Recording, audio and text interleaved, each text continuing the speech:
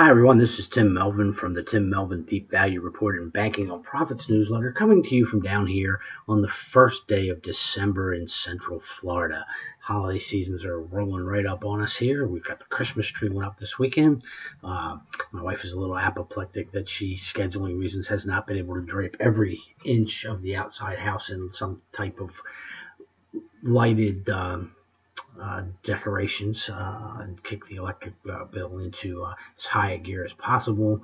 The Christmas decor everywhere. It's coming. She's got the time tomorrow, so I know what's going to happen. So anyway, over the past couple of days, I've read some of the third quarter market commentaries that I hadn't had a chance to catch up on from some of the leading and even some of the more obscure value managers, and it's the same story. Deep value subscribers know this well. We've got some stuff that's doing pretty good. We picked up some stocks cheap, and it doesn't matter because the stuff we bought in resources and energy in 2014, early 2015 have just crushed us. Now, last week I actually added an energy stock to the portfolio, and Monday morning I doubled down on one that had pretty much collapsed, but then there was a 13D file on it with a very large position taken by an activist investor, so I used that as a catalyst to go ahead and double down. We're not backing off the energy trade at this point in time. In fact, we're looking for the spot to selectively double down on some of the stocks that we currently hold and like a lot over the long term. We're going to touch a little bit more on energy in a few minutes, but one of the nice things is our performance. We're not down anywhere near as much as some of the larger value funds, and the simple reason is they're fully invested. They can't sit back and hold cash the way we do. A lot of them have an institutional mandate. They have to be 85-90% invested in stocks and bonds, and in this current environment, this just isn't a great time to be doing that because there's not a lot that's safe and cheap. So we're still holding a lot of cash, and we feel really good about that. We have no mandate at all, other than to make sure the dishes get from the sink to the dishwasher when I'm done with lunch. That's the only mandate I operate on around here. So it's pretty much the same throughout the deep value community. No excuse. I don't like being down for the year. I don't like lagging the market. It does happen from time to time, so we just kind of learn to have the discipline and patience to live with it. I don't like it. We're working hard, and we're starting to see some signs of progress over the past several weeks with the portfolio. And when oil prices do in fact turn around, we're going to make an enormous amount of money. At the same time, if the market should pull back as we get into the seventh year of a bull market, we've got a ton of cash on hand to take advantage of opportunities. I like where we are. Going to touch on that again a little bit later. Now, today is the official beginning of the season. Not the holiday season, the forecasting season. From now through the end of January, when the final issue of the Barron's Roundtable comes out, I refer to it as the prediction season. Everybody's going to be making all sorts of forecasts about stocks, bonds, gross domestic product, foreign economies, the dollar, gold, oil, you name it. There are all kinds of forecasts. They're going to be very confident in the delivery. They're going to be very precise in their forecasts. They're also going to be most likely very, very wrong. Charlie Munger addressed at the Berkshire Hathaway meeting earlier this year that folks make these predictions for the simple reason that if they get one of their guesses right, they're going to dine out for a long time and attract assets and clients and attention as a result of what is basically a lucky guess. You cannot forecast everything that might possibly happen in the world. Nobody saw Russia and Syria as an example at the beginning of last year. That's just one instance. We could go through literally dozens. You can't predict the events. More importantly, you cannot predict how the psychological soup that is the participants in the financial markets are going to react to a particular event. Remember, tapering was supposed to cause a crash, going all the way back to the Gulf oil, when oil was supposed to just soar up into the stratosphere when the ground war started, and instead, the minute the first shot was fired, prices fell apart and didn't rebound for some time. Markets are tough to predict. They're still going to make them because, fame and fortune, you get one right, you're going to get a couple of years where you get lots of assets, lots of subscribers, and you're going to make a ton of money before fading back into Wall Street oblivion. Now, I have to tell you a little secret. I am the most accurate market forecaster in the history of the world. I have issued a forecast for the last 10 years, and each and every time I've done it, I've been absolutely 100% correct. So I'm going to let you in on that secret. I'm going to give you my 2016 absolutely guaranteed forecast for the stock market in the world. The markets are going to open each morning at 9:30 and close about 4 o'clock in the afternoon most business days, with the exception of a few select holidays. Markets of all sorts will fluctuate, sometimes wildly. Some companies will do great, some will do awful. There will be surprises from both the economy and the geopolitical situation that are going to shock everyone, things that will happen that no one saw coming, no one could have possibly predicted, and they will cause market fluctuations. But there is my absolutely guaranteed to be accurate forecast for 2016. The nice thing about having a large cash balance in our account right now is we are in a great position to react to what the market actually does and not try to predict what might happen and how the market will respond to it in 2016. It's worked since I started doing this back in the 1980s, and I expect that approach to continue to work going into the future. Now, the bank story is still working exactly the way we want it to work. We had great earnings seasons, very strong bank earnings. We had solid book value growth across the portfolio. We had dividend increases, new buybacks announced. Takeover activity is on the rise. We participated in 8 takeovers so far this year in the portfolio. Had another one today from a bank stock we bought all the way back in 2012. We just came a little bit short of doubling our money in that stock. So, takeovers are happening. Business is still good. Community banks, if you look at the recent FDIC quarterly banking report, and subscribers will get a full update on that on Friday. Conditions for the community banks are good and much better than for the larger banks in the current environment. We have an advantage. We have M&A growing. I don't know why you're not in the community banks if you're not in them. You really should be. Major sin of omission on your part if you're not buying community bank stocks. So let's take a look what else we have here.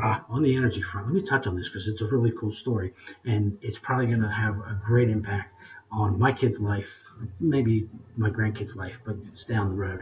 But a whole bunch of people, Mark Zuckerberg, Jack Ma of Alibaba, Bill Gates, George Soros, Jeff Bezos of Amazon, have all committed to fund a multi-billion-dollar alternative energy fund. Gates is putting $1 billion into the fund and using $1 billion of his own money for additional investments in alternative energy technology. But here's the thing. This is not a right now kind of thing. Carbon still remains very much a part of our long-term energy future. Everybody is never stuffing the money into the fund. First off, billions, it's a nice word. I don't know how many billions they're getting up to. It's a drop in the bucket when you stack it up against what's needed to develop a truly meaningful alternative energy presence in the energy markets here in the United States. We have a long, long way to go. The technologies do not exist yet for distribution, storage, a more efficient generation of electricity. Wind and solar are a start, but Mr. Zuckerberg said that, hey, we're not encouraging innovation. We have to explore different paths to reach a more meaningful level of alternative energy and energy independence from carbon-based sources. So this is a very cool story, and I expect to see some great things coming out of the fund over the years ahead, but they're nowhere close at this point in time. We have a start, and that's good. And I think that at some point, the big problem is storage. When we've solved the storage problem, we solve, get more efficient, cost-productive, less tax subsidy dependent generation of alternative energy. We'll move this thing down the road. But distribution, transmission, and storage are still a big problem. We're in the infancy of solving those problems. When they're solved, I'll happily sell all of my oil stocks and move into the alternative stocks. But I really don't think we'll get there in my lifetime. We'll certainly get there in my kids' lifetime, and my grandkids will probably be huge beneficiaries of this thing. But it's kind of cool. You should read the stories on it. They're very good. There's some interesting discussions, links to Bill Gates' white paper on alternative energy investing. Cool stuff. Not really a threat to the major oil companies at this point in time. So anyway, it is the holiday season. It's always a little weird down here in Florida because it doesn't get cold. The only white we're going to get this Christmas at the beach because the sand is white. So we're not going to get a white Christmas. It's not going to get cold, but it's still Christmas. And, the Christmas flamingos are going to come out of the garage here pretty quick and get out in front of the house. And there'll be lights draped everywhere and family running in and out and around. It'll be the usual Christmas madness. Now, I'm on a lot of mailing lists for other newsletter publishers and authors. I subscribe to a few others, guys who I admire. So apparently, what I'm supposed to do is offer a Christmas special. I don't know anything about the marketing of this stuff. I find it out as I go along from other people in the business. Everybody's offering a big Christmas sale on the newsletter products. So since that's what we're supposed to do, I guess I'm going to go ahead and do that as well. So kind of scratch my head, talk to the guys at MarketFi, see what we could come up with. So here's what I came up with. Start this off. I'm really excited about the deep value portfolio in 2016. Any type of energy come back from current levels is going to drive returns into the stratosphere. We have several companies that I think are huge takeout candidates in 2016. They're just priced at very attractive prices.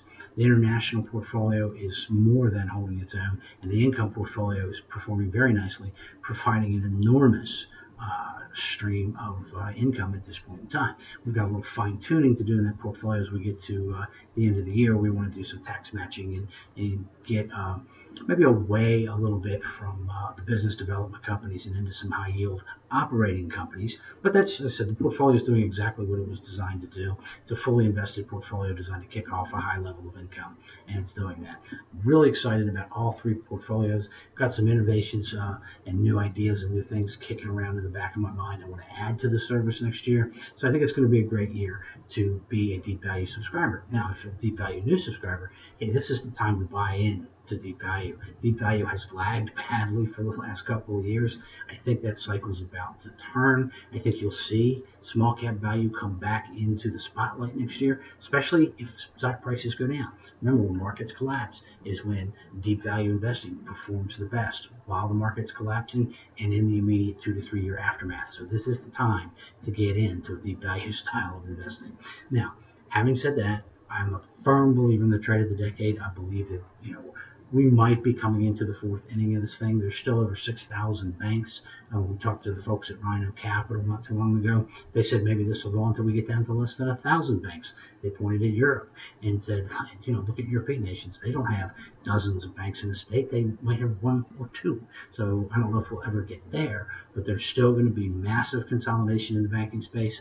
Most of it's going to take place in the under $1 billion in assets market. And that's where we thrive and flourish, finding sound banks at discounts to book value with catalysts and activist investors involved that can combine to drive the stock price higher over the next few years. So we're really excited about that. So what we're going to do, I think this is a great offer, and you're kind of crazy if you don't take advantage of it.